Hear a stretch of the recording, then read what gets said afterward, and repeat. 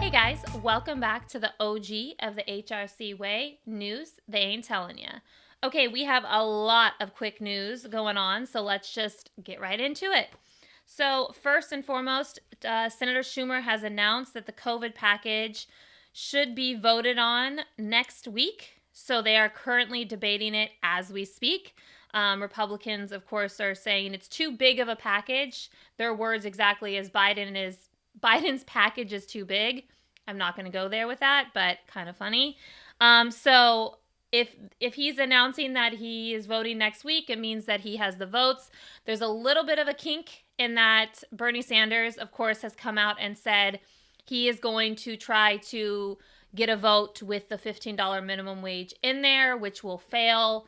And so once more, Bernie's doing his thing, and he wants to add an amendment because he's the amendment king. So we shall see. I think it'll pass by next week. If it passes by next week, people will start getting their checks very quickly mid-March. Interesting story with Senator Romney. He is pretty black and blue right now. He is saying he fell while visiting his grandkids in Boston. His eye is all bruised and his lips are all bruised. There's rumors that it may have been someone mugged him or someone, and he doesn't want to admit it. So I don't know. I'm going to go with the stories, the facts as Senator Romney is presenting them. All I can say is if Senator Romney got sort of attacked, as much as I'm not a fan of his, because of his sort of back and forth belief system, how low have we gotten in this country that this is the new normal? But his story is he fell while visiting his grandkids, but at least he gave us a story, unlike Mitch McConnell when his hands were black and blue. Let's see. March, officially, we are here. It is the start of Women's History Month. I'm going to get into that in great detail a little bit later. One of my favorite months of the year for obvious reasons. So there are a lot of accusations flowing around right now in the political world. First, we have 13 women have accused Congressman Madison Cawthorn of North Carolina of sexual harassment and misconduct when they were in college at this small Christian college. And also, on top of that, there are witnesses who are confirming these women's stories, men and women. And he also has an issue about his biography. He obviously is in the wheelchair. He's most known for being the congressman that went to Hitler's bunker or house or whatever. I don't really care about Hitler, so I don't know where he went, but he went in some place that Hitler lived. And while he was there, he was saying that it was the most magical thing he's ever experienced or something along those lines. And that's what kind of got him in the forefront. And also, he's in a wheelchair. So he got into the wheelchair because he got into this horrific car accident with his friend. And he has said that he had to turn down the Naval Academy because of this accident and he's paralyzed. Well, that has come out. That is not true. He was never accepted into the Naval Academy. He was actually rejected. And also, some people are saying that his car crash isn't as black and white as people are saying. So there's a lot of holes in this story. So Madison Cawthorn, I think I'm saying his last name wrong, but I don't really care because I don't really care about him. But pay attention to that guy because I feel like he is trouble. He's an up and coming in this new Trump era Republican Party. So keep an eye on him. Today, officially, the Supreme Court is hearing a case about the Voting Rights Act. So whether or not they're going to gut it again is basically what's happening. A little tidbit has come out where Amy Coney Barrett had asked, what is the point to the Republican lawyer? What is the point of gutting the voting acts once again to make it harder for minorities? And the Republican lawyer said, because Democrats are beating us and we need to be all is fair in love and war in politics.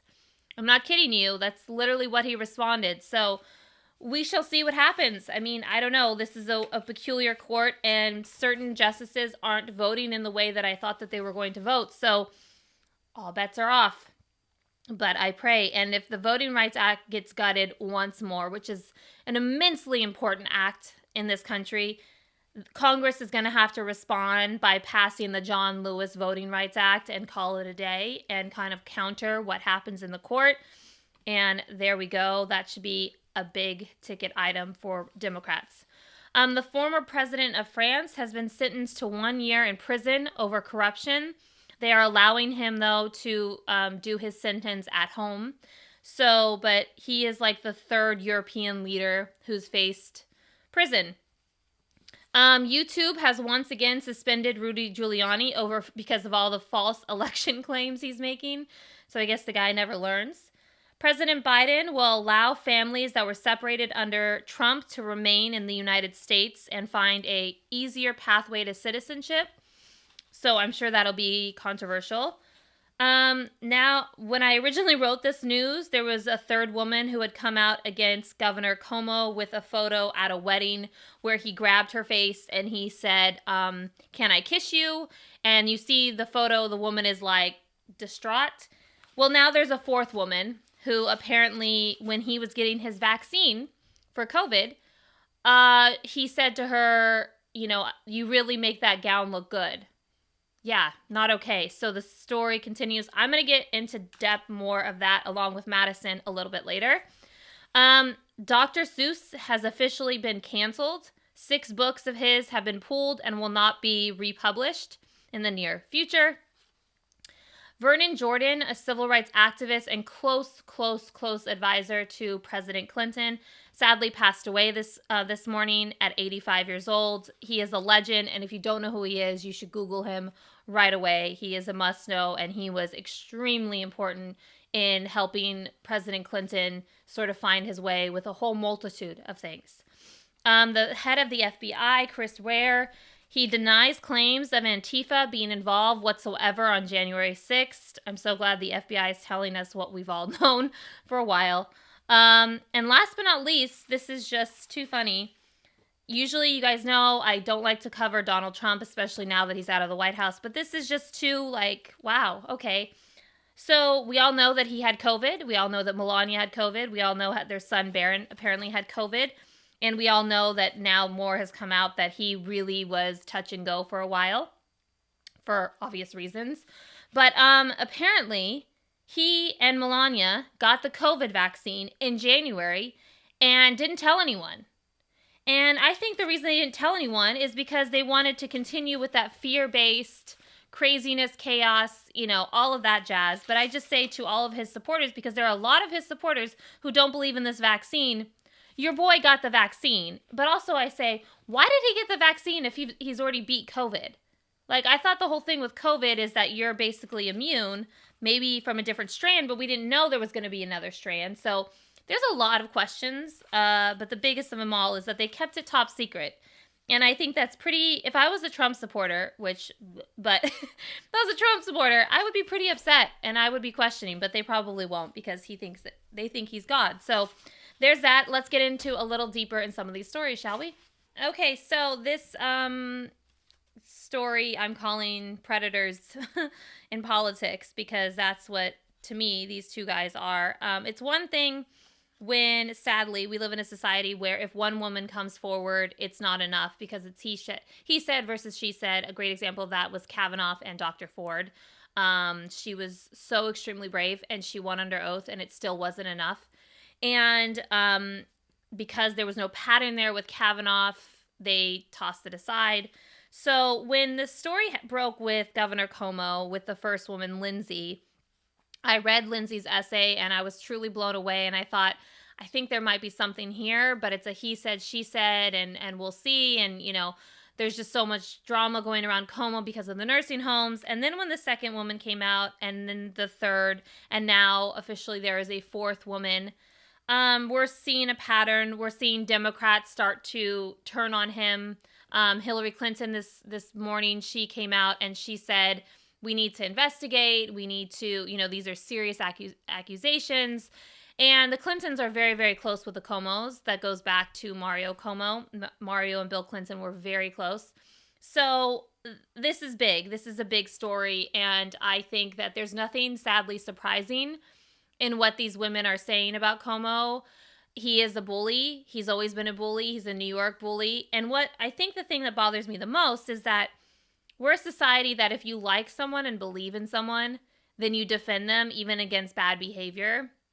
But if you don't like someone, then you go all gung-ho. I did a TikTok video about consistency. and how we have to be consistent in how we handle these cases with these predators. Because if we don't, one, it hurts us greatly in terms of political reasons. But two, don't we want to be the party that's consistent with how we actually handle women and men, if there are some, who are harassed or abused or any of that? So I heard the big thing with everyone saying to Cuomo, don't resign because of Al Franken, because of Al Franken. Of course, Senator Franken, a picture came out when he was a comedian. He wasn't a senator. It was from years before, where he was making a gesture with a woman who was asleep, and they said he had to go, and people piled on to Senator Gillibrand of New York because she really was like, he's got to go, this is unacceptable to have this in our party. But I need everyone to know that wasn't the only story.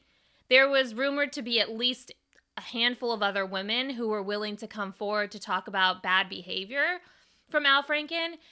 And that was the story. So they basically told him, you need to resign now before the rest of this gets out. So not everything is what you think it is.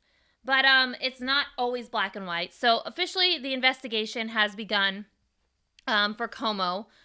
When I wrote this, like I said earlier, there was a third woman who had come out, and she has photo proof. And if you Google the Cuomo wedding, you see him literally grabbing this girl who he just meets and says, can I kiss you? And even if he's being funny, this is the governor of New York. This is not, she's a New Yorker. So this is very overwhelming, and you see it in her face. And that's what harassment is.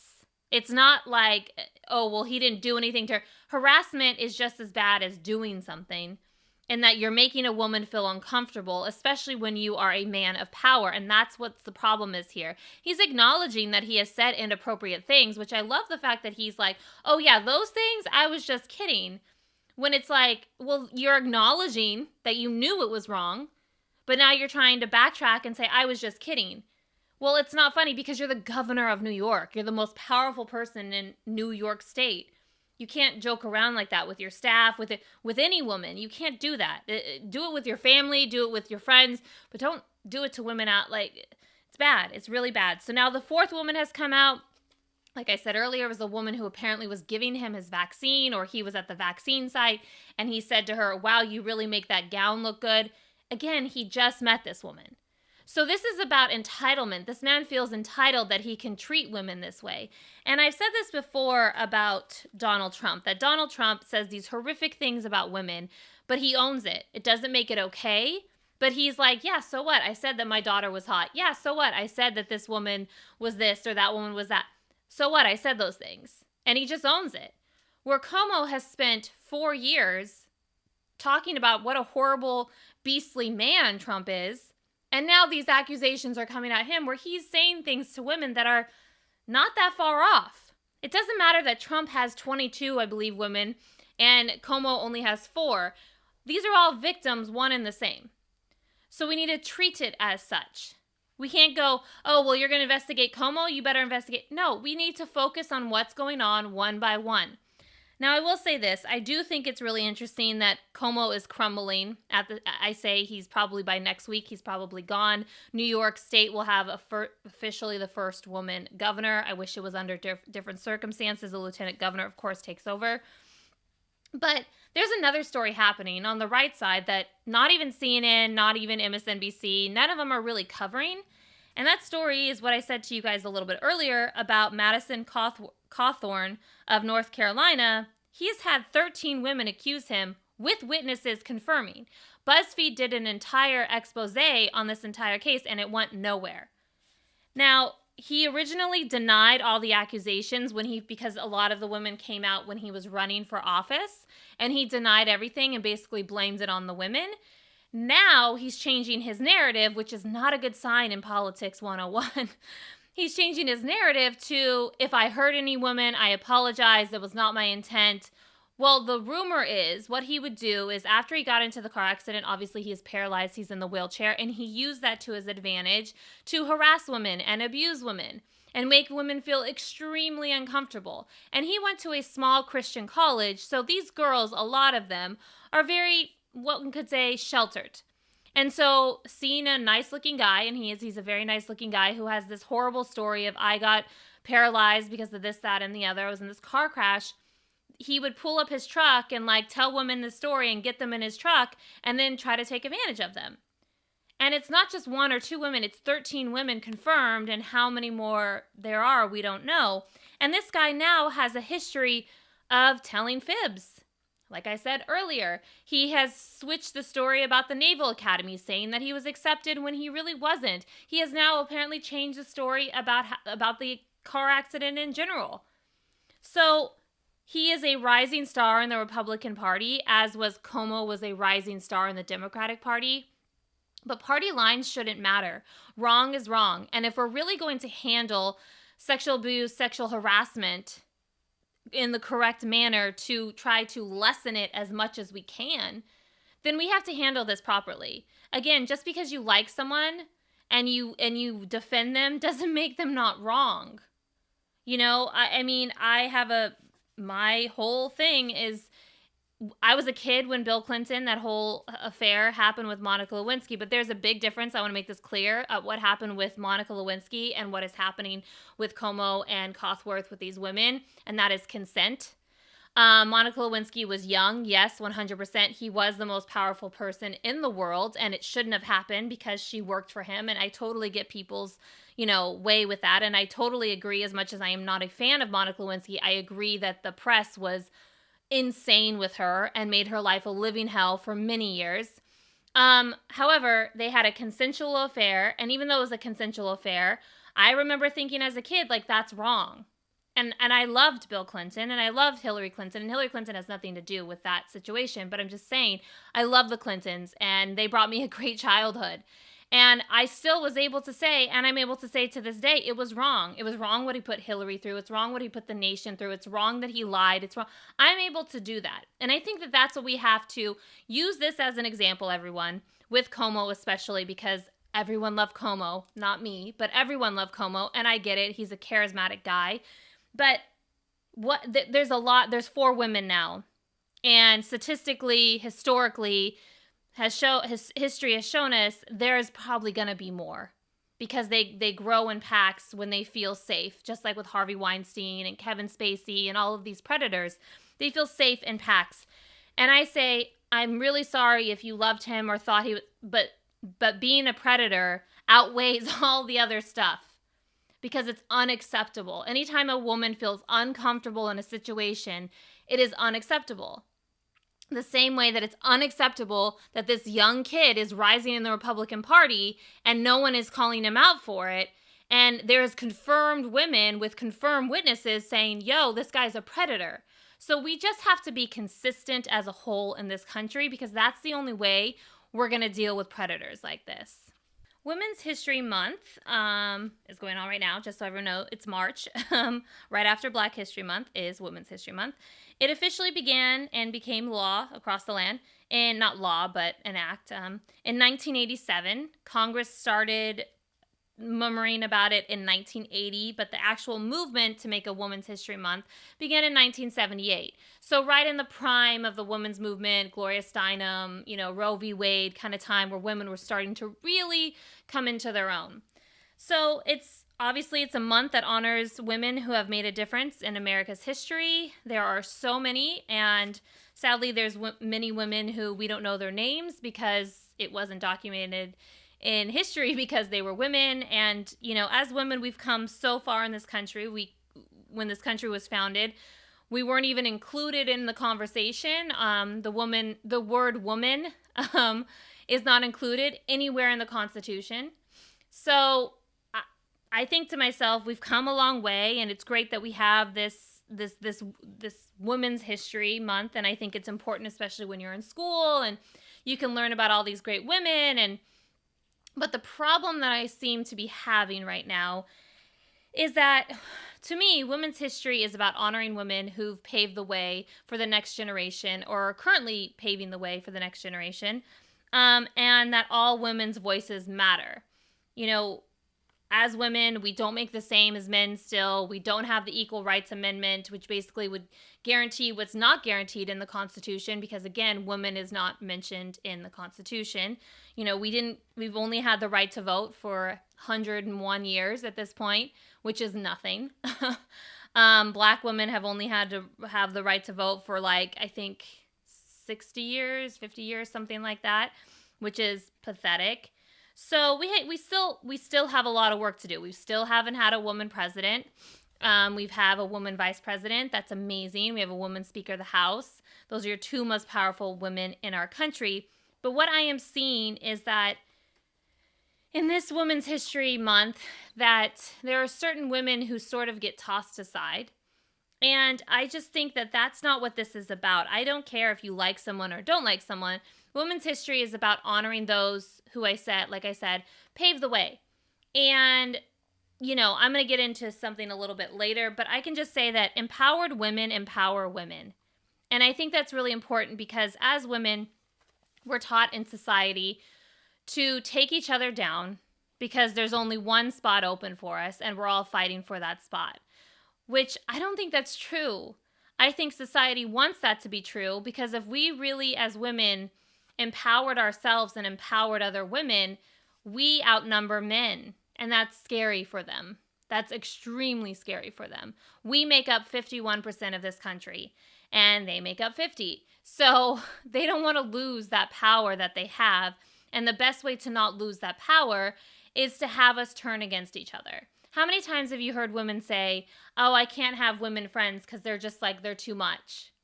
Where did that come from? Where did that stem from? Why does it always have to be a competition? Why does it always have to be, like, if your husband cheats on you, why is it always the woman, the wife goes after the mistress instead of going after the husband? It takes two to tango.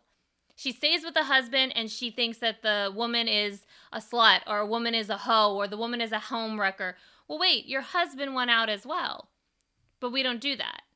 You saw it in the 2016 election. You would hear from women a plethora of reasons of why they didn't like Hillary Clinton. Oh, she's this. Oh, she's that. When really it's society telling us that this powerful, strong woman who was able to come out from her husband's shadow, who was larger than life, by the way. Bill Clinton is like the most charismatic person I've ever seen in my life. And she was able to come out from under that and build an entire career on her own. And women are taught, no, we can't like that. No, we can't empower that. Not every woman is that way. I know that.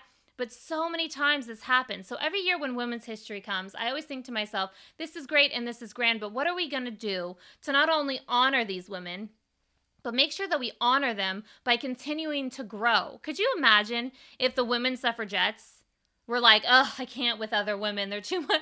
We wouldn't have the right to vote. It was solely operated everything by women who convinced men on why they should vote to allow us to vote.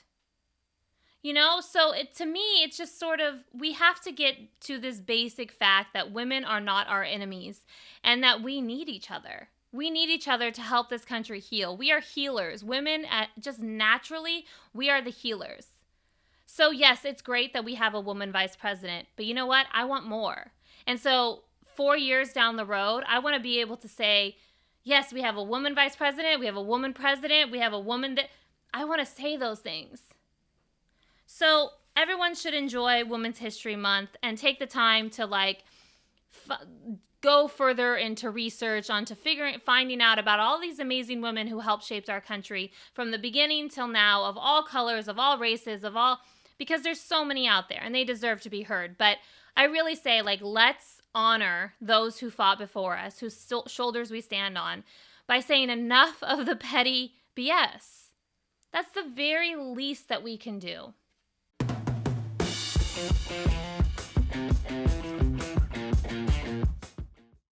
Okay, so Women's History, which I just got done talking about, I thought for the whole month of March, I would profile one woman every episode, which we're on 3 times a week, just so everyone knows. And this time, I'm going to start out with very obvious Hillary Clinton. She is my OG. She's just everything to me, and I feel blessed in so many ways to have lived in the same time and witnessed and been around and just all of that in my life. So the reason why I think Hillary Clinton is just so massively important is because, to me, beyond being the aspect of all of it, and the nominations and all the historic moments of 65 million people voting for her, and all of that greatness. I just think that she, to me, is truly one of the leaders of the women's movement of the modern era. And sadly, she gets pushed aside and tossed aside by her own party, by the left, the right, the center, it doesn't matter. And I'm going to get into that in the next segment, but I just want to say that she is someone who has always just been in the fight and in the battle from college all the way to now. There's so many accomplishments, but some of the ones that I think that people don't know about her is that when she was First Lady of Arkansas, she wanted a project because she's this brilliant lawyer and she wanted something to do besides decorating the house, which is totally fine, but she wanted something more. And so she realized that Arkansas was ranked 49th out of 50 states in education. And she thought that was unacceptable. So she searched high and large, different programs, different things around the world, and she found this program in Israel that was massive and was working, and these kids were excelling. And so she thought, okay, I want to implement that into Arkansas. And within like a year and a half's time, she did, and she has transformed the education system, and the program still stands in Arkansas. But she never gets attention for that, and she never gets credit for that. And, when she was very first started out, her first job was working for the Children's Defense Fund. And she went undercover to expose schools that weren't allowing Black kids to enroll in their school. And she was exposing schools that didn't have facilities or offer for kids with disabilities. In the 90s, when she was fighting for universal health care, and it didn't pass because of political reasons, not because of anything she had done, she showed up to Congress with no notes and sat there for 5.5 hours with no notes and answered every single question. And every single senator left there and said, the First Lady did an amazing job. It was impressive, but we're still not going to vote for her, vote for the bill, because who does she think she is? And I always think, like, if that would have passed universal health care in the 90s, just think where we would be today. And it's hard to think about sometimes. But she turned around. She didn't have a pity party. She said, no, I'm going to get kids insured, which is what she did with the CHIP program, which I've talked about on the show before because I personally had it as a kid, which insured low-income kids to make sure that they were insured. I didn't have insurance, I think, until I was like 10 years old. So one time I busted my lip when I was younger, like 7, and we didn't have insurance, and it took my parents forever to pay that off. So she's done all of that, which most people don't talk about. She is the woman behind the 9/11 first responders bill. I know that Jon Stewart gets a lot of attention because he goes around and he knocks on senators' doors to this day to make sure it doesn't die in the Senate, which is great. But it's her bill. She went a day after 9/11 and said, we have to do something with all these first responders who ran into the building because they're going to have to deal with cancers and illnesses that their insurance won't cover. So we have to make sure they're covered. And she did, and she got it passed. She also, Giuliani, who was the mayor at the time, asked her to please go and speak to W. Bush, who was obviously president at the time, because New York City was going to need millions to revise itself. And she did. And Republicans were telling him, don't give anyone a cent, we'll figure it out, but just don't give them any money. And she convinced him. And, I look at her as someone who, when she makes a mistake, she owns it. And, like the Iraq war vote, she believed W. Bush because of their relationship from 9/11. She believed him when he said there's weapons of mass destruction. She asked for more evidence and said, as long as you give me more evidence, you have my vote. And then later said, you know what? It was a bad vote, but I was the senator of New York, and I thought I was doing the right thing to protect the people, my people who had been lost. But she owned it, unlike many other senators who run away from talking about that. That's who she is, and how they've villainized her and how they've turned people against her. I think that history, is going to be so kind to her. And sadly, I don't know in her lifetime if she actually is going to see that part of it, because everyone is trying to, like I said, erase her right now from the scene for multitude of reasons. But I think that history and this young generation who grew up, if you were 7 or you were 8 and she was running for president, I know from personal experience, because I had a 7-year-old niece at the time who her running was like the biggest deal in the entire world. And to them, it almost didn't matter that she lost. My niece was upset that she lost, but just thought she was this superhero. And I just think to myself, that's what matters. And I know that history is going to say it, like I just said it, that she is the leader of the modern day women's movement. And by the way, if it wasn't for her, we would have never had RBG. Bill Clinton didn't even want to see RBG because she was too old. She was already in her 50s at the point of when the meeting was supposed to happen. And she said, no, I think you should really see this woman. Obviously, Hillary knew who she was because of what RBG had done for the women's movement in the 70s and the 80s and on the courts since, the federal court since. And he did. And within 2 minutes, he knew she was the one. So Hillary Clinton is literally responsible for giving us RBG. So I think that everyone should maybe do a little bit more research on Hillary Clinton and look past all of the noise and the nonsense that they want people to believe, because I'm telling you from a very personal place that that woman walks the walk and talks the talk, and that woman deeply cares about what happens and still cares about what happens to people in this country. And we let a really, really good one get away. So today I honor Hillary Rodham Clinton. Daily Dissent with the OG of the HRC. Okay, so I'm not done talking about Hillary Clinton yet. Shock and awe, everyone, I know. But I guess it's been like a few episodes since I talked about her, so now I'm just going to talk about her in overload. But the reason I'm talking about her is because the start of Women's History Month, the Democrat senators on Twitter released this photo. And if you notice something here, there's a major person not in this photo.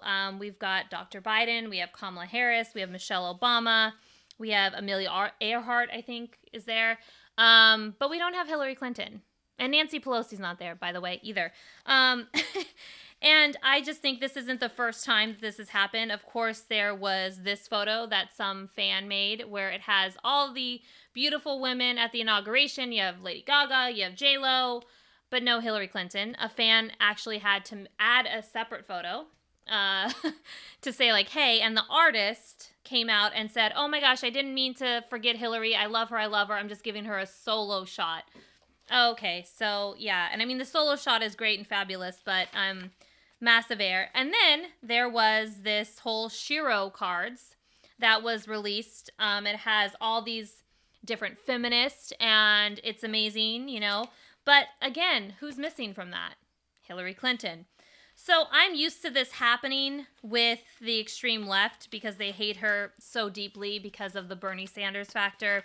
And all he did was run his mouth about her and say, when we lost in 2016, he came out and said we didn't have a candidate who had guts. Well, last time I checked, Bernie, she's a woman, the only woman standing out there, and was asking for people's votes as a woman and trying to break glass ceilings. And I think that that's the definition of having guts, but okay. All kinds of Hillary Clinton is the worst enemy to women. She bullies victims of a serial predator, and her policies are toxic to the most vulnerable women. Sorry that younger folks don't embrace your women at all costs brand of feminism. Hillary doesn't just have ties to the establishment. Hillary is the establishment. And I can go on and on. Those were all from Bernie supporters during the 2016 campaign. And this one's my favorite. The argument that Hillary was never a leaving is just silly. She never was. She was a one-note Nancy. She began her own political career by serving as First Lady. She used healthcare to launch her. It was safe to do as the wife. If she wins in November, I feel like she will do whatever she can to squash the progressive movement. That moment dies. So it's a bad thing for this person that she used her platform as First Lady to fight for universal healthcare. That's a bad thing?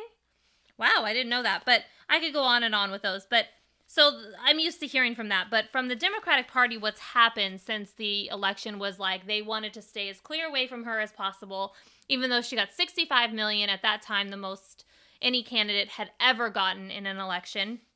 She had beaten Russia. She had beaten the right wing. She had beaten the extreme left. And then James Comey was the last thing that she couldn't beat. But she had beat all those other things. And yet they still say, get away, you need to go away. Basically, Vanity Fair did an article that said, shut the F up and go away already. So, they were annoyed when she came out with the What Happened book. They were like, oh my God, why can't you just go away? And I just think it's funny because Bernie Sanders lost massively in the primaries, and not a single person is telling him to go away. Because, oh yeah, he lost again in 2020 by even larger numbers, and not a single person is telling him to go away. Joe Biden has run multiple times for president and finally got the nomination, and no one ever once said, oh, Joe, go away. It's just Hillary, and it's because of years and years of she's the villain, she's the one to blame for everything. But last time I checked, she has won every race in terms of popularity she's ever run, including in 2008, by the way. She only lost because the superdelegates turned on her at the last minute. 2016, she obviously won the popular vote. Both of her Senate races, she won the popular vote. So she's won every race. So in terms of being a Democrat, like that's what you want, but I guess not. And no one supported her with James Comey. No one supported her with Russia. No one supported her. The only one who's supported her consistently has been Nancy Pelosi, and that's because Nancy Pelosi, they're trying to erase as much and quickly with their eraser as they can with Hillary Clinton. So to me, I think that it's one thing to erase her on the day-to-day. I mean, it's pathetic considering all that she's done for women, for the party, the amount of money she's raised for the party, the amount of candidates. She was monumental in the 2018 election and getting back the House. She fundraised like a crazy person, even they told her to go away. But I just think, like, really, Women's History March? Really, Democrats? You're not going to include Hillary Clinton in that picture? She was a senator, and it's coming from the Democratic Senate Twitter account, and she was a senator, a successful senator at that. But I just think it's so interesting how, and I keep reading, what I'm reading is this article written by this woman, Susan, I can't think what her name is now, and I feel bad, but it's Susan Bord. She wrote a book called Shattered, which was about the whole Hillary Clinton race, and it's a brilliant, brilliant article. It's on Medium, and it just goes into all the detail of what I'm saying, of how over the years she has been erased, including not being included in the 2017 Women's March. Her name was not included because the progressives are the one who put it together. And I thought, well, why are you marching then? Are you marching because she lost? Or are you marching for what then? I don't quite know. But that's the reason I wasn't involved in the 2017 Women's March, because I thought, you're not even going to include her. So I'm out. I say all the time, when you go on Etsy and you see products that are like feminist products, not feminine, but feminist products, you go and you see like t-shirts and things. If they don't have Hillary Clinton as an option, I'm not buying your product. Like, I'm sorry, because she's the queen of all that, the start of all that. The reason that Kamala Harris is VP is because of Hillary Clinton, because Hillary Clinton was brave enough to go out there 2 times over and run as the only woman. The reason that Elizabeth Warren, Kristen Gillibrand, who else won? Amy Klobuchar, the reason they even ran was because Hillary Clinton paved the way for them to say it's okay and we can normalize this. So for the entire party to just erase her, that's my limit of like, really? When I saw that photo, I wanted to pull my hair out for great reason, because they have this big eraser and they're just erasing everything she's ever done. But like I said in my last segment, history will be very, very kind to her. And I know that, and I trust that. And I know that this younger generation is growing up in a world where they know who Hillary Clinton is because they saw her run when no one else was. And that matters. So there you go. Daily Dissent with the OG of HRC. All right, guys, until next time, make sure you check us out on TikTok, Instagram, and Twitter. And, of course, you can listen to us on Spotify, iTunes, and, of course, watch us on YouTube. And make sure you push that little subscribe button. Until next time, in our new office, the OG of HRC, signing out.